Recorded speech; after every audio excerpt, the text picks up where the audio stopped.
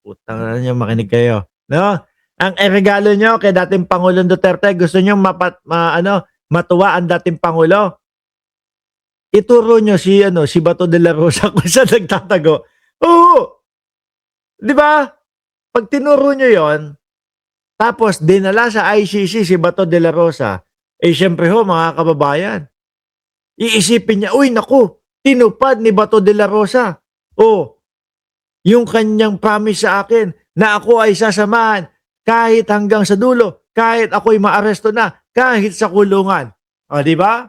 Ngayon, yung birthday niya, eh, magiging masaya siya dun, 'di ba?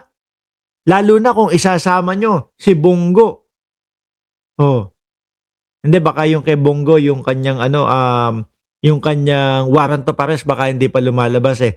Kasi ako naniniwala ako yung kay Bato meron na talaga 'yan, 'no, hindi muna pinapakalat. Baka baka matauhan si Bato biglang lumabas, "O sige labas na nga ako, wala naman atang warrant of arrest." Tapos biglang bigay sa kanya. Sabi ni I Am Batman, nagja-jogging 'yan sa Nubali. Sabi ni I Am Batman, "Sino? Si Bato de la Rosa? Saang Nubali?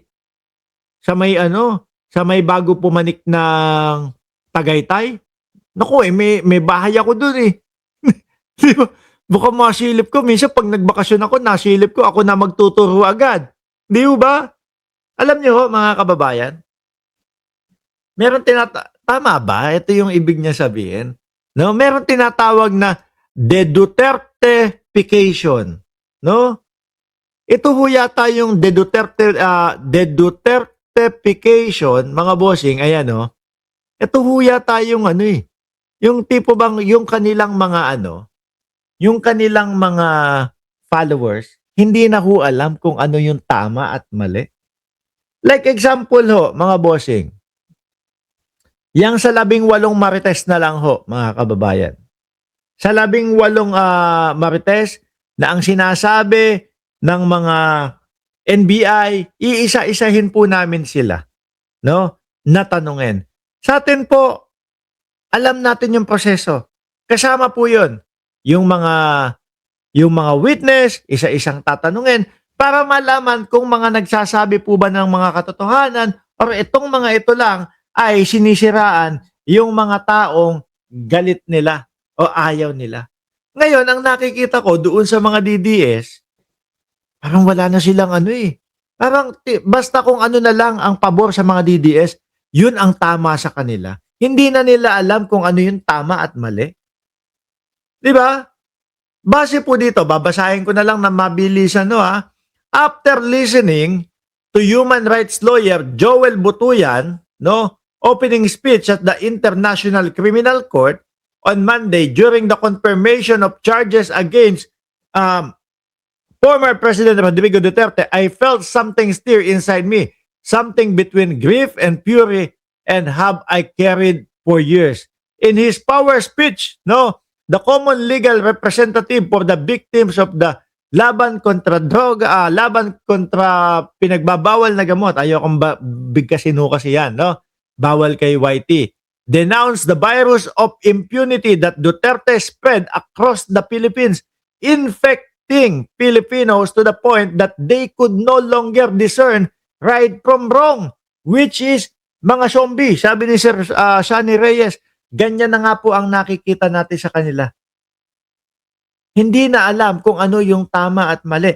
Basta papabor sa mga Duterte, yun ang dapat nilang paniwalaang tama. Di po ba? Nung mga panahon na yon, dati, ang kailangan, sige, kailangan masunod yung mga karapatang pantao, masunod kung ano yung mga dapat at sinasabi ng batas. Pero nung dumating ang mga Duterte, ano yan? Tulak yan. Pag sinabi tulak, sige, itumba na yan. Wala nang, alam mo yun, wala nang due process. No, at doon sa utak ng mga DDS, tipo bang parang yun na yung tama? Hindi, addict naman yan eh. Hindi, ano yan eh. Tulak yan eh. Hindi mo inalam kung ano ba katotohanan. Di ba? Hindi, basta nasabi na yan natulak at yan ay adik, okay na yan, itumba na yan. Mali. Paano kung napagbintangan lang at paano kung hindi naman totoo at may galit lang doon sa tao na yon? Oh, yung nagsasabi, tumba, buwal, sayang ang buhay. Yun yung napapansin po natin sa kanila, mga bossing. Hindi na nila alam kung ano yung tama at mali. At eto nga po, sabi ko nga po sa inyo, pati yung 18 marites di ba? Yung 18 marites mga bossing, Chief Amo Sir, Diyos ko po, napakasimple ng sinasabi, no? Iisa-isahin po namin sila upang sa ganoon ay malaman natin kung mga nagsisinungaling. Pero gustong palabasin nung mga DDS kagaya nila Topacio na parang gustong palabasin illegal yung pagpapahiwalay-hiwalay at pag hindi pagsasama-sama ng mga 18 marites doon sa sa pagtatanong ng NBI. Sabi ni Sniper, at ang inimbakan nila sa balita ay ang bahay pala ni Duterte kasi may nasilip akong family picture nila Duterte malapit sa rice cooker.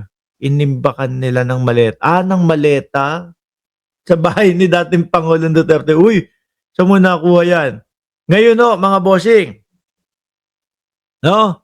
Ito, pakinggan ho natin. Yung si Topacio, no?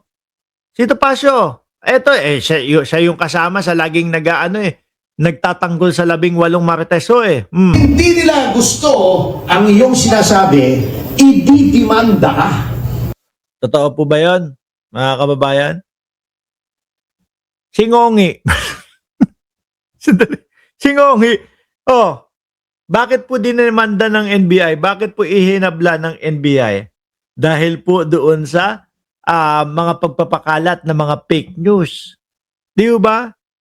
Sino pa? Yung mga, alam niyo mga kababayan, kaya po yung isa naman vlogger nila, kay General Torre naman, iniratay si General Torre. Sa higaan, malubha daw ang sakit. Di ba? Dahil po may mga dahilan. Kaya idinidemanda po, mga bossing. Miski ho tayo, sinasabi natin, ay wag niyong palagpasin yan. Kasi kapag pinalagpas yan, madaming gagaya. At magkakalat lalo yung fake news sa atin. Ako ho, para sa akin, mas more on kapag hindi pabor sa mga DDS. Yung resulta, ano sasabihin nila? Wala yan, dinaya yan. Wala yan, kasi malakas ang kapit niyan. Gobyerno kasi yan. Ganun sila. Ayan nga, pilit ipinapalunok sa mamamayang Pilipino na dapat daw po hindi daw po dapat iniisa-isa yung 18 marites nila. Alam natin na tama yung prosesong pag-isa-isa sa pagtatanong doon sa 18 marites. Pero gusto ipalunok sa atin mga bossing na hindi tama yun.